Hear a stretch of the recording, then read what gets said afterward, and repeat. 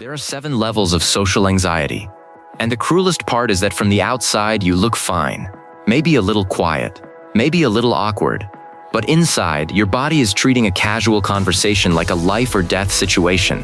Your heart is pounding, your thoughts are racing, and the only thing you want is to disappear.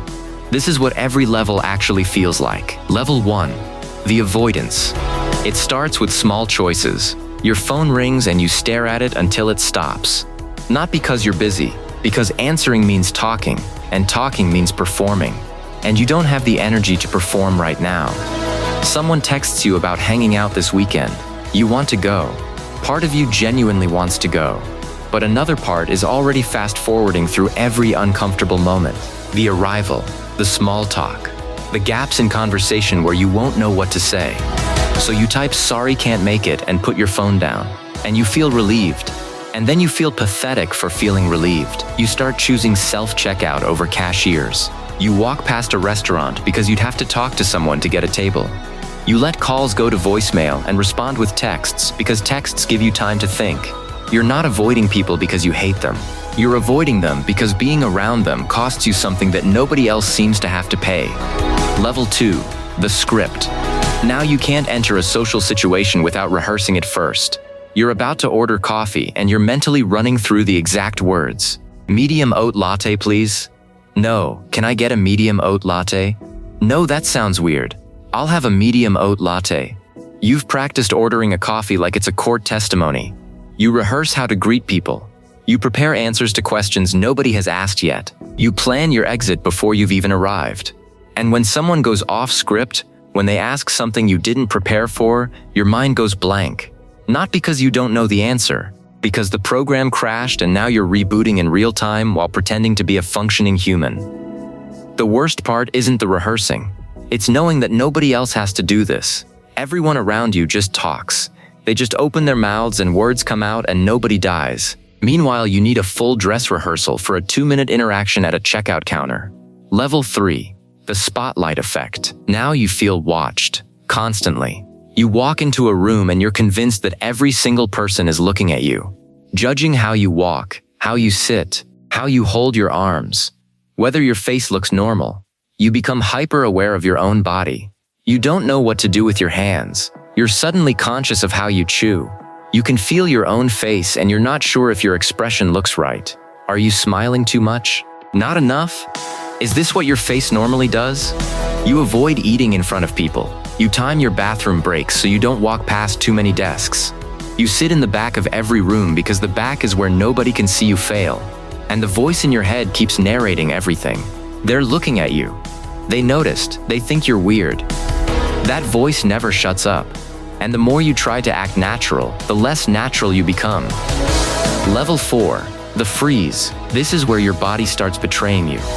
You're in a conversation and suddenly your throat tightens. Your voice comes out wrong. Too quiet. Too shaky. You feel your face getting hot and you know you're turning red, and knowing you're turning red makes it worse. Someone asks you a question in a meeting. You know the answer. You've known the answer for 10 minutes. But when every head turns toward you, the answer evaporates. Your mouth opens and what comes out is a fragment of a sentence that doesn't go anywhere. You say something like, "Yeah, I think it's, basically," and then someone else finishes your thought for you and you sit there feeling like you've just confirmed every fear you've ever had about yourself. Your hands shake when people are watching. You can't sign your name normally. You can't eat soup. You can't point at something on a screen without your finger trembling. Your body has decided that other humans are a threat, and no amount of logic can override it. Level 5. The isolation. You stop trying. Not dramatically, not all at once. You just quietly remove yourself from everything that requires being seen. You decline invitations until people stop sending them. You eat lunch alone and tell yourself you prefer it. You choose jobs and routines that minimize human contact. You build a life that is perfectly engineered to avoid the thing that scares you. And it works. The anxiety goes down, but so does everything else. You realize you haven't had a real conversation in weeks. The only people you talk to are cashiers and customer service reps, and even those interactions leave you drained. You watch other people's social lives from a distance and you feel like you're behind glass. You can see connection, you just can't reach it. And the loneliest part isn't being alone. It's knowing that you did this to yourself. That every declined invitation, every canceled plan, every unanswered call was a brick you added to the wall. And now the wall is so high you can't see over it anymore. Level 6.